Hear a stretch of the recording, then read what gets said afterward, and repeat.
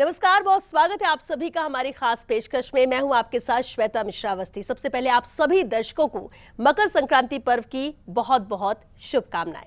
बेहद खास पर्व है ये। कहते हैं जब सूर्य मकर राशि में प्रवेश करता है तो ये मकर संक्रांति का पर्व मनाया जाता है और माना भी जाता है कि उत्तरायण का प्रवेश है ये त्योहार, और इसलिए इस दिन खास होता है स्नान, पूजा और दान का महत्व और सबसे ज्यादा पुण्य। कहते हैं कई आप पुण्य कर लो लेकिन जितना पुण्य इस दिन के महत्व के अनुसार मिलता है उतना किसी में नहीं मिलता, और इसीलिए इसकी तैयारी भी लोग बहुत करते हैं।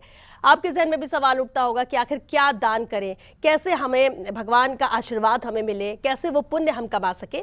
और इसीलिए हमारे साथ आज मौजूद है प्रसिद्ध ज्योतिषाचार्य पंडित मुकेश शास्त्री जी। बहुत स्वागत है पंडित जी आपका हमारे इस खास पेशकश में। ओम श्री गणेशाय नमः।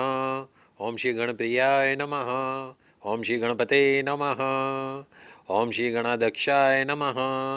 रिद्धि सिद्धि के दाता, शुभ लाभ के पिता भगवान श्री गणेश जी महाराज के श्री चरणों में नमन करते हैं। आप सभी दर्शकों को मकर संक्रांति पर्व की, शर्तिला एकादशी पर्व की हार्दिक शुभकामनाएं एवं बधाई। पंडित जी, सबसे पहले तो जानना चाहेंगे, मकर संक्रांति की तैयारी भी सब बहुत कर रहे हैं, लेकिन इस बार का शुभ संयोग क्या है और वो पुण्यकाल भी जानना चाहेंगे जब दान पुण्य करने से लोगों को उसका फायदा मिल सके, पुण्य मिल सके, जिसके लिए ही वो तैयारियां कर रहे हैं। बुधवार दिनांक 14 जनवरी सन 2026 को सूर्य आराधना, तीर्थ स्नान, दान कर्म आपकी सभी मनोकामनाओं को पूर्ण करने वाला दिन रहेगा। आपके सभी शारीरिक कष्टों को दूर करने वाला दिन रहेगा। लकवा, न्यूरोलॉजी से संबंधित बीमारियां, सर दर्द रोगों से पीड़ित लोगों को मकर संक्रांति के दिन दान पुण्य को वरदान माना गया है। आइए सबसे पहले जान लेते हैं मकर संक्रांति पर बने शुभ संयोग के बारे में। बुधवार दिनांक 14 जनवरी सन 2026 को माघ मास के कृष्ण पक्ष की एकादशी तिथि रहेगी। साल 2026 की प्रथम एकादशी तिथि रहेगी। मकर संक्रांति और छठ तिला एकादशी एक साथ एक ही दिन मनाई जाएगी। अमृत सिद्धि योग, सर्वार्थ सिद्धि योग दोनों इस संयोग को बड़ा ही दुर्लभ बना रहे हैं।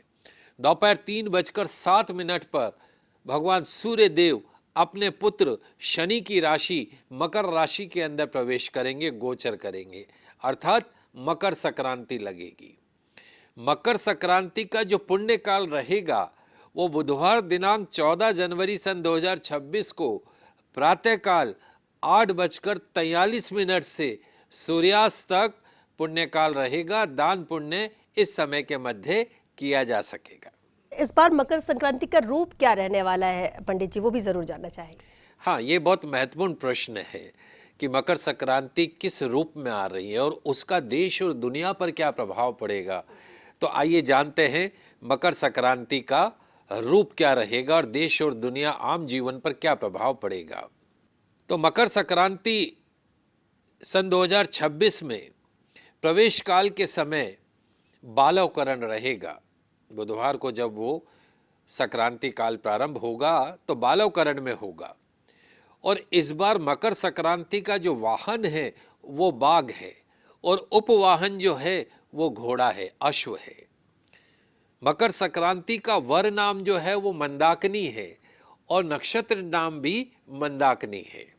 भूत जाति की मकर संक्रांति शरीर के ऊपर कुमकुम का तेल लगाकर, पीले रंग के वस्त्र धारण करके और चमेली के पुष्पों की माला धारण किए हुए, हाथ में गदा लेकर, चांदी के पात्र में खीर का भोजन करते हुए, भक्षण करते हुए, अपनी कुमारी अवस्था में, बाघ पर बैठी हुई अवस्था में दिन के तृतीय भाग में प्रवेश कर रही है। अब इसका प्रभाव क्या रहेगा? सोने चांदी के भाव में कभी तो आपको अचानक तेजी देखने को मिलेगी और कभी अचानक कमी देखने को मिल सकती है। 2026 मकर संक्रांति के पश्चात सत्ता पक्ष के लिए समय शुभ रहने वाला है। वाहन विक्रेता, अस्त्र शस्त्र और कपड़े से जुड़े व्यापारियों को लाभ थोड़ा कम प्राप्त होगा। राजनीतिक पार्टियों, नेतागणों, मंत्री, राजपत्रित अधिकारियों के लिए 2026 में मकर संक्रांति मध्यम फल देने वाली रहेगी। सरकार की विशेष प्राथमिकता पिछड़े वर्ग को सबल बनाने में रहेगी। आतंकवादियों, देशद्रोही, अलगाववादियों के लिए कष्टकारक रहेगी, अर्थात इनके खिलाफ सख्त कार्रवाई की जाएगी। उद्योगपति, व्यवसायिक लोगों के लिए शुभ फल देने वाली रहेगी। उपभोक्ताओं की क्रय शक्ति बढ़ती हुई दिखाई देगी। इस वर्ष उत्तम वर्षा का भी योग बनता है। संक्रांति 30 मुहूर्त की होने के कारण खाने पीने के जो चीजों के दाम हैं वो सम बने रहेंगे।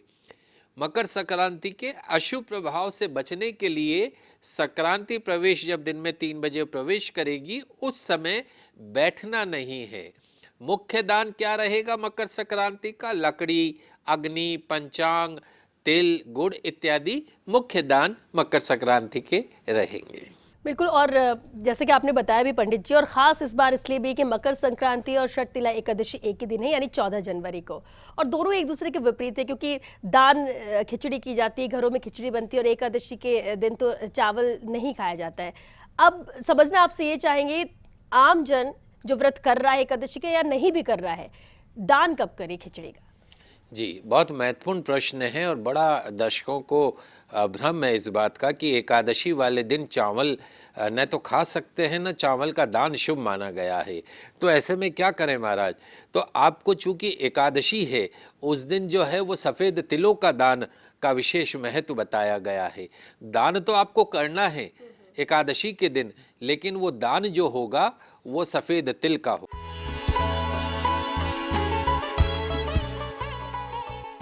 ब्रेक के बाद एक बार फिर आप सभी का बहुत स्वागत है। पंडित मुकेश शास्त्री जी लगातार हमारे साथ बने हुए। पंडित जी, ब्रेक में जाने से पहले आप बता रहे थे कि राशिवार क्या प्रभाव रहेगा मकर संक्रांति का, साथ ही क्या दान पुण्य करना चाहिए। अब 6 राशियां तो जान चुके हैं, अब 6 अन्य राशि भी आगे की जानना चाहेंगे कि उनके लिए कितना अहम रहने वाली है ये महासंक्रांति पर। जी बिल्कुल, बहुत ही महत्वपूर्ण जानकारी आपके साथ साझा कर रहे हैं कि मकर संक्रांति पे राशि अनुसार क्या दान करें महाराज, और ये जो सूर्य का राशि परिवर्तन है उसका क्या प्रभाव पड़ेगा। 6 राशियों की बात कर ली, अगली जल्दी से 6 राशियों की बात करते हैं। तुला राशि से शुरुआत करते हैं। तुला राशि वाले हमारे दर्शक, सूर्यदेव आपकी राशि से 4th हाउस के अंदर गोचर करेंगे, 4th भाव के अंदर। तो क्या होगा महाराज? जमीन जायदाद के सुख में, प्रॉपर्टी के सुख में कमी हो सकती है, माता के सुख में कमी हो सकती है। You have to be careful regarding your mother health. Mental depression, मानसिक अवसाद आपको हैरान परेशान कर सकता है। नौकरी बिजनेस में शांत रहकर काम करना होगा। मकर संक्रांति का महादान क्या रहेगा आपके लिए? 11 अपाहिज लोगों को यथाशक्ति भोजन कराइएगा। निश्चित तौर पे सूर्य के राशि परिवर्तन के शुभ परिणाम आपको प्राप्त होंगे। बात करते हैं वृश्चिक राशि की। वृश्चिक राशि वाले हमारे दर्शक, सूर्यदेव का महाराशि परिवर्तन आपकी राशि से 3rd हाउस में, तृतीय भाव में होने जा रहा है।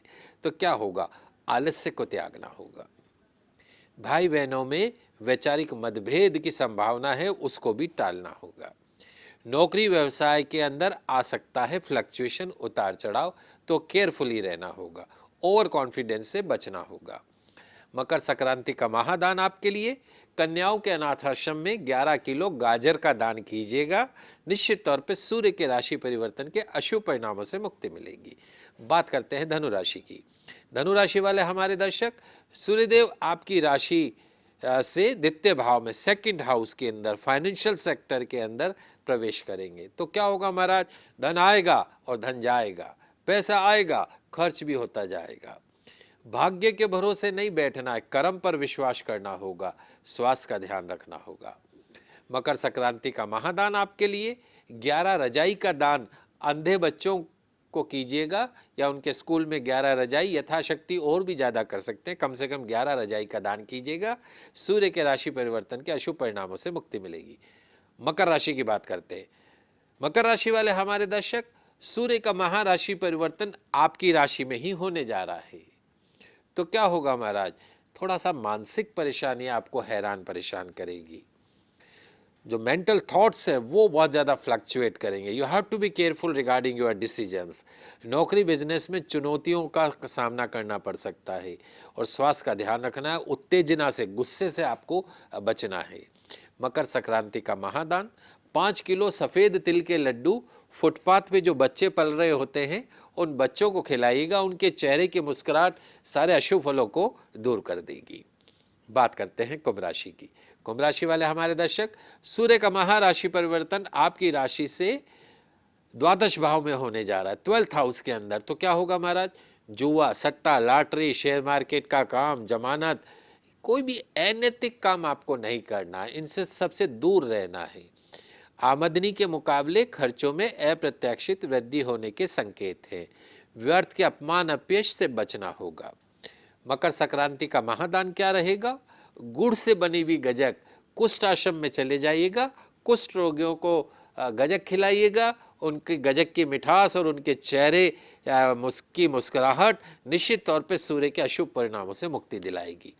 अंतिम राशि मीन राशि। मीन राशि वाले हमारे दर्शक, सूर्य आपकी राशि से एकादश भाव में गोचर करेगा, 11th हाउस के अंदर।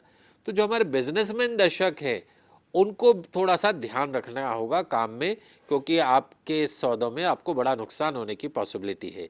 पैसों का लेन देन में सावधानी करिएगा, उधार न देना न उधार लेना है। कार्य क्षेत्र में आपकी जो गति है उसको कंट्रोल रखिएगा।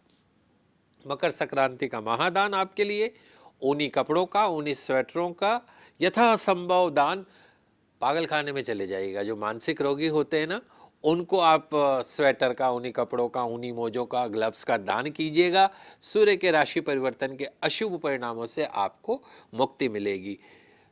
मकर संक्रांति पे दान का ही महत्व है और भगवान कहते हैं कि तेरा तुझको अर्पण, जो तू दान करता है उसका समय आने पे लाखों करोड़ों गुना करके मैं तुझे वापस देता हूं। तो सभी दर्शकों से निवेदन है कि दान करने में कमी मत छोड़िएगा।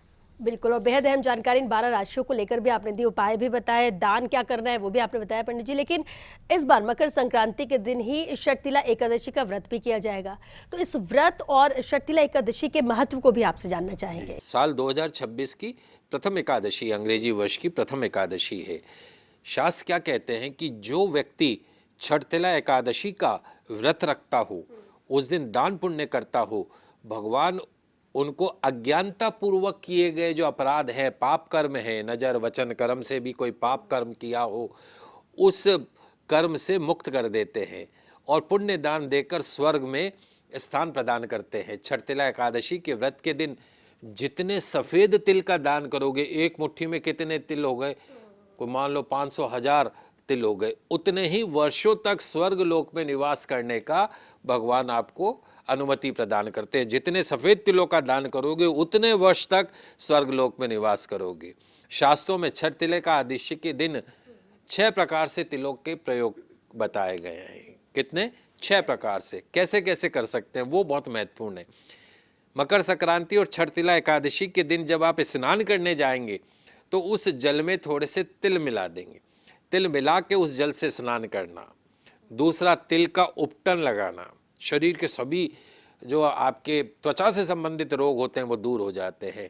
तिल का तिलक लगाना, तिल मिश्रित जल का सेवन करना, तिल का भोजन करना और तिल से हवन करना। इन चीज़ों का स्वयं भी प्रयोग करें, किसी ब्राह्मण को बुलाकर उन्हें इन सब चीज़ों का दान करना चाहिए। जो व्यक्ति एकादशी का व्रत करता हो, तिल का दान करता हो, अन्न धन का दान करता हो, उसे मुक्ति और वैभव की प्राप्ति होती है। बिल्कुल, बेहद अहम जानकारी आपने दी पंडित जी। षटतिला एकादशी पर किए जाने वाले उपाय भी आपसे जानना चाहेंगे, क्योंकि हर व्रत हर दिन का अलग महत्व होता है, तो इस दिन का महत्व उपाय के लिहाज से क्या कुछ किया जा सकता है? सब दान ही है, उपाय में भी दान ही है। आइए जानते हैं छठतिला एकादशी पर किए जाने वाले सरल उपाय, जिनसे मिलेगा आपकी हर समस्या का सरल समाधान। जल्दी से नोट करते जाइएगा। छठतिला एकादशी के दिन पीपल के पेड़ में तिल मिश्रित जल का अर्घ प्रदान कीजिएगा। लाभ क्या है महाराज? शारीरिक, मानसिक, आर्थिक कष्टों से मुक्ति मिलेगी। छठतिला एकादशी के दिन तुलसी माता के समक्ष दीपक जलाइएगा। ओम नमो भगवते वासुदेवाय, इस मंत्र को बोलते हुए तुलसी की 11 परिक्रमा कीजिएगा। लाभ क्या है महाराज? घर में सुख शांति रहेगी, विवाह योग्य कन्याओं को सुयोग्य वर की प्राप्ति होगी। छठतिला एकादशी के दिन भगवान श्री विष्णु का तिल मिश्रित दूध से अभिषेक कीजिएगा। लाभ क्या है महाराज? आपके जीवन में कभी धन की कमी नहीं होगी, तिजोरी हमेशा धन से परिपूर्ण रहेगी। छठतिला एकादशी के दिन भगवान विष्णु को तिल के लड्डू अर्पण कीजिएगा। तुलसी के पत्ते अवश्य डालिएगा। लाभ क्या है? नौकरी में मनचाही तरक्की, प्रमोशन, पोस्टिंग की प्राप्ति होगी। छठतिला एकादशी के दिन 7 कन्याओं को घर बुलाकर भोजन कराइएगा। भोजन में आप चाहे तो फलाहार करा सकते हैं निश्चित तौर पर, और तिल के भोजन के अंदर जो है तिल के लड्डू अवश्य हो, साबूदाने की खीर अवश्य होनी चाहिए। लाभ क्या है? पूर्ण दाम्पत्य सुख प्राप्त होगा, कलह कलेश से मुक्ति मिलेगी। छठतिला एकादशी के दिन तांबे के कलश में सफ़ेद तिल भरकर भगवान विष्णु के मंदिर में अर्पण कीजिएगा। लाभ क्या है? सभी सुखों की प्राप्ति होगी, अटके कार्य बनते हुए चले जाएंगे। छठतिला एकादशी के दिन दही तिल का उपटन शरीर पर लगाइएगा, तिल मिश्रित जल से स्नान कीजिएगा। स्किन त्वचा के रोगों से मुक्ति मिलेगी, काया सुंदर बनी रहेगी, निरोगी बनी रहेगी। छठतिला एकादशी के दिन जल में काले तिल दूध डालकर शिवलिंग का अभिषेक कीजिएगा, गंभीर बीमारियों से रोगों से कष्टों से मुक्ति मिलेगी। छठतिला एकादशी के दिन रात को चौराहे पर तिल्ली के तेल का दीपक जलाइएगा। लाभ क्या है? तंत्र मंत्र टोने टोटकों से मुक्ति मिलेगी। बिल्कुल, और क्योंकि विशेष संयोग इस बार है कि मकर संक्रांति और छठतिला एकादशी एक ही दिन है। आपने बहुत सारे उपाय भी बताए, दान पुण्य करना, लेकिन पंडित जी जानना भी ये चाहेंगे कि इस दिन हमें क्या नहीं करना है, उस पर भी फोकस होना चाहिए कि आखिर क्या नहीं करें ताकि लोग ध्यान रखें। बहुत महत्वपूर्ण बात आपने पूछी है, क्योंकि मकर संक्रांति के साथ छठतिला एकादशी का संयोग बन, तो भूल कर भी नहीं करें ये काम, वरना हो सकता है बड़ा नुकसान, आपकी लाइफ में दुर्भाग्य का प्रवेश हो सकता है। तो क्या क्या नहीं करना है?